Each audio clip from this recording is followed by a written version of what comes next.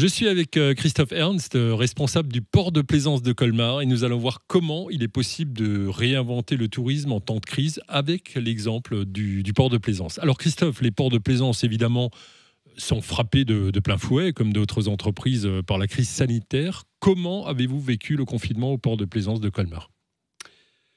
Alors, le port de Colmar est resté ouvert pendant toute la période du confinement, malgré l'arrêt de navigation sur les voies navigables de VNF.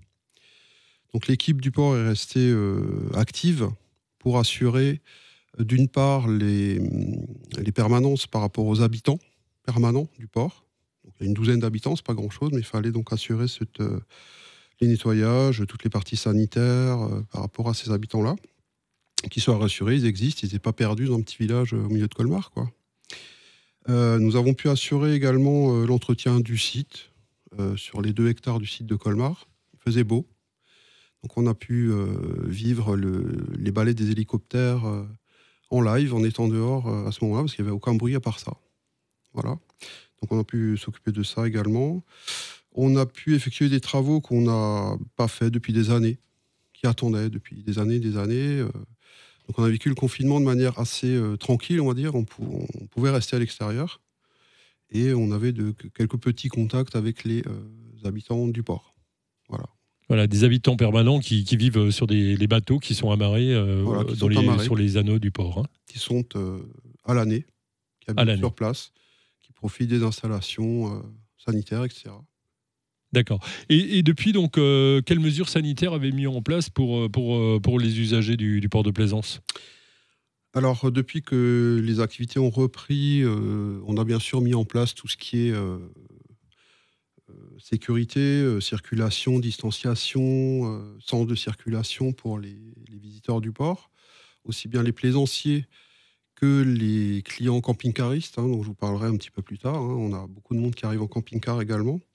Donc on a adapté l'accueil déjà pour tous ces clients-là en mettant des plexis, plus de contact du tout avec le personnel, voilà, des paiements sans contact. Voilà. On a dû malheureusement fermer l'accès du bloc sanitaire aux clients, puisqu'on n'était pas équipé ou que les lieux ne sont pas adaptés à ce fonctionnement.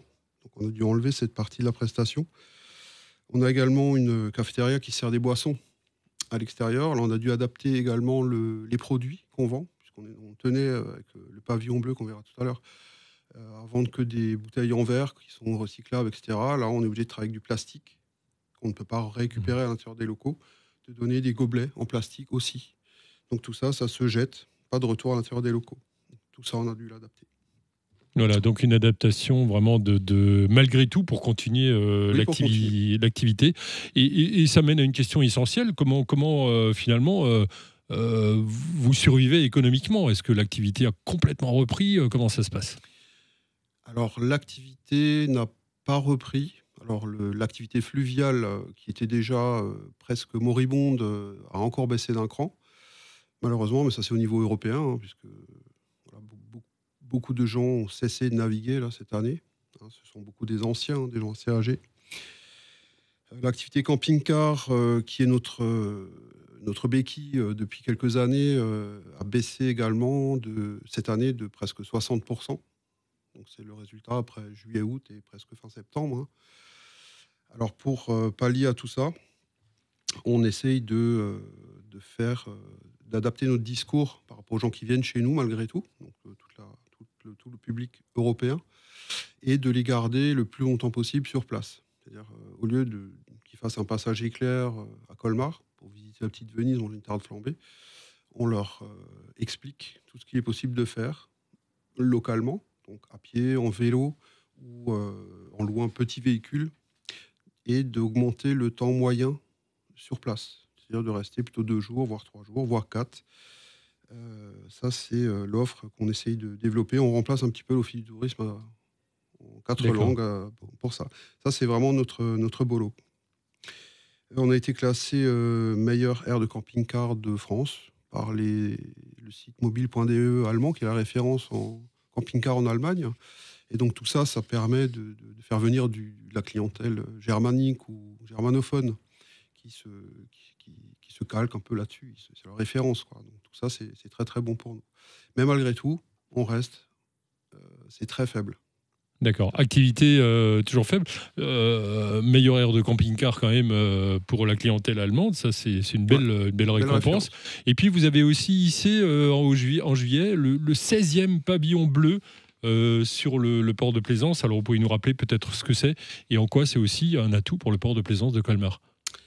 Alors, le pavillon bleu, c'est une labellisation européenne, un label de gestion écologique d'un site. Donc ça peut être un port, ça peut être une plage, ça peut être un plan d'eau.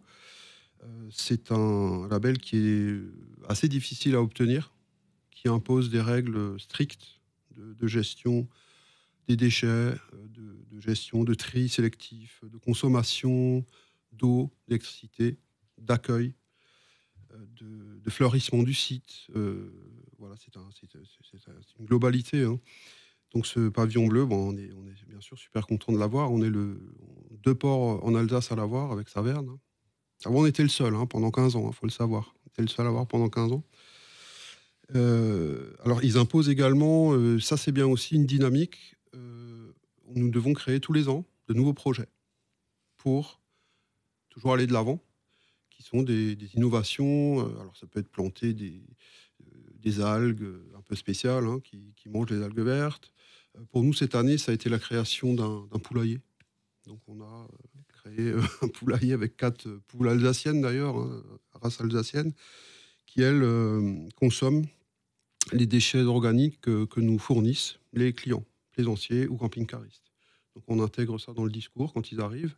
On leur donne un petit sachet recyclable et ils nous amènent leurs déchets. En échange, on leur donne des œufs. C'est gratuit. Donc ça, on a été cité au niveau européen pour cette action cette année, pour le port de Plaisance de Colmar. Oui, c'est rigolo, c'est bien. C'est d'innovation. Voilà, c'est l'innovation. Très bien. Donc de beaux projets finalement et de belles récompenses. Alors quels sont les projets pour 2021 ?